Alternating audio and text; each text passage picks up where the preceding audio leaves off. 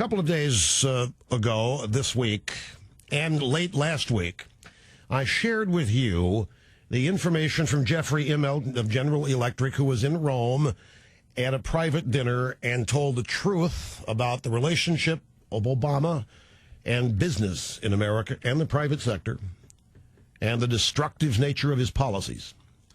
And I said to you then, if Immelt is saying this, then I guarantee you there are many others, titans of industry in their own fields, who are saying it as well, people who voted for Obama. And that's what Lloyd Grove's story is about. It's about the Aspen Ideas Festival. It's the Aspen Institute. It's run by Walter Isaacson. And it's interesting that this thing goes on at the same time a bunch of media moguls are gathering in Sun Valley at a media summit held annually by Herbie Allen of Allen and Company. When I read this, and I'm going to read it to you, I don't quite know what to make of it. Because there is a name, there are two names suspiciously absent, not mentioned in this story. You would think, writes Mr. Grove, and by the way, the title of his piece is The Elite Turn Against Obama.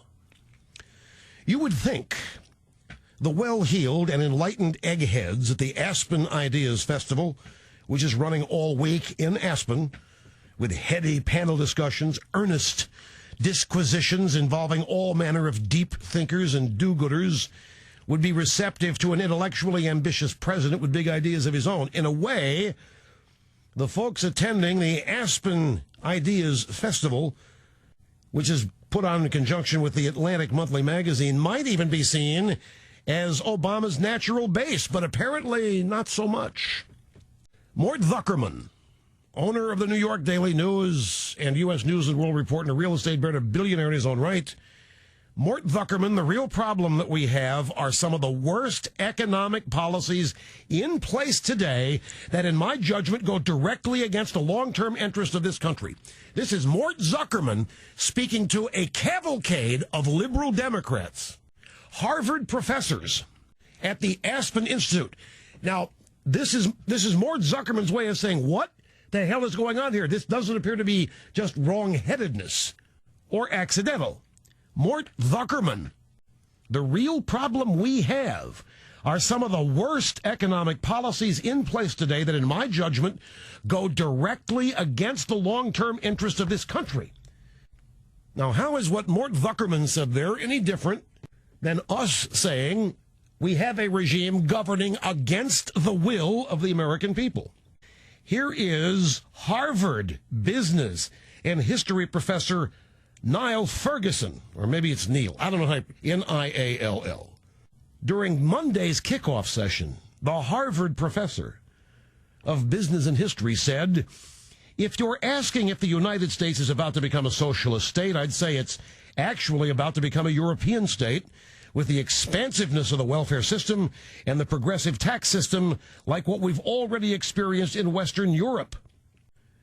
As Lloyd Grove says, this is a withering critique of Obama's economic policies, which the Harvard professor of business and history, Mr. Ferguson, then said policies are encouraging laziness. Obama's policies are encouraging laziness.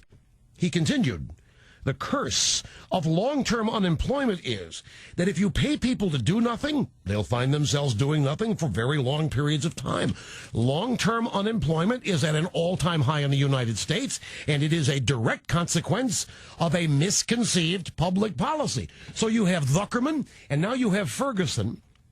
And Zuckerman votes Democrat, always has. Ferguson, a Harvard professor of business and history, both of them just launching a broadside against Obama's economic policies, and they are right. Ferguson was joined in his harsh attack by billionaire and real estate mogul and New York Daily News owner Mort Zuckerman. Both of them lambasted Obama's trillion-dollar deficit spending program in the name of economic stimulus to cushion the impact of the 2008 financial meltdown. We are, without question, Zuckerman said, in a period of decline, particularly in the business world, the real problem we have are some of the worst economic policies in place today that, in my judgment, go directly against the long-term interests of this country. Zuckerman added that he detects in the Obama White House, quote, hostility to the very kinds of business culture that have made this the great country that it is and was. I think we have to find some way of dealing with that, or else we're going to do great damage to this country with a public policy that could ruin everything. This is being said. It was said this week at a seminar that continues to this day at the Aspen Institute. The Aspen Institute this week, Zuckerman is unloading, but Zuckerman unloaded in January in the same website, the Daily Beast. And let me read some of what Zuckerman said in the Daily Beast piece in January. I'm very disappointed. We endorsed him. I voted for him. I supported him publicly and privately. I hope there are changes.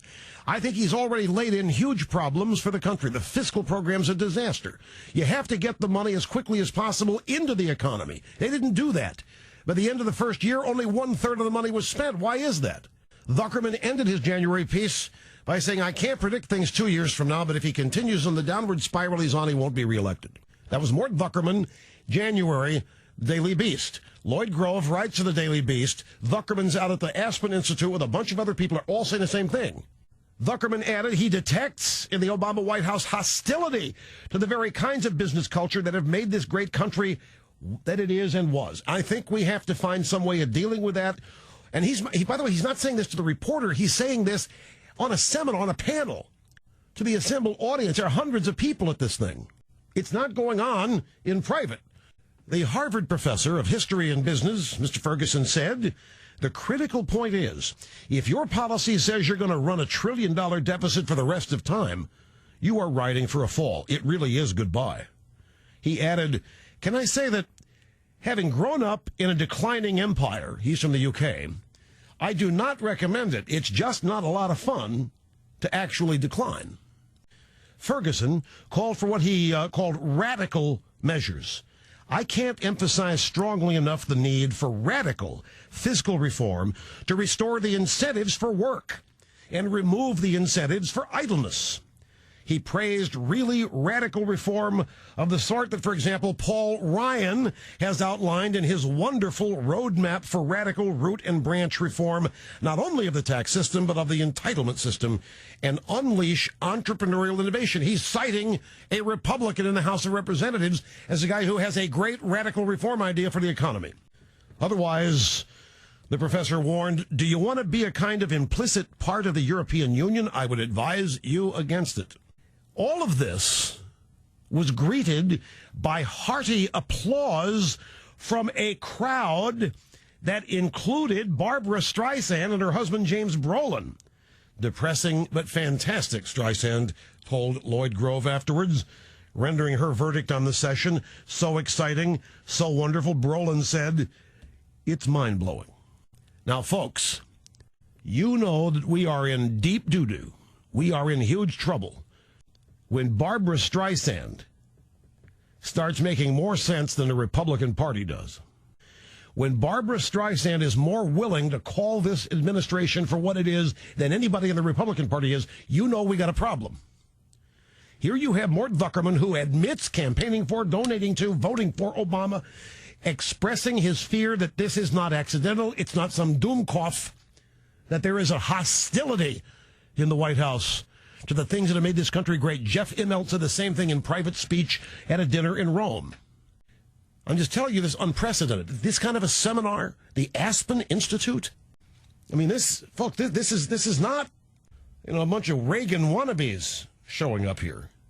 These are all people who voted for Obama. These are all people that thought the world would be better than it's ever been. We'd be unified, post-racial, post-partisan, post-all that. These are the people who drank the Kool-Aid. These are the people who believed every word of the campaign. These are the people that fell for it.